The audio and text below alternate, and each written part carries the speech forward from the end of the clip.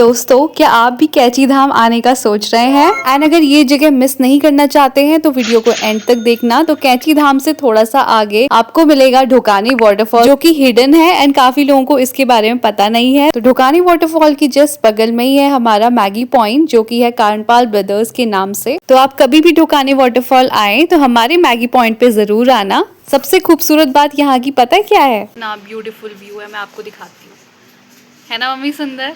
And such बताऊं, ये तो बस ट्रेलर है। अगर आप मेरी फुल वीडियो देखोगे देन आपको ये जगह स्वर्ग से कम नहीं लगेगी। तो जरूर यहाँ आने का ट्राई करना। Okay bye.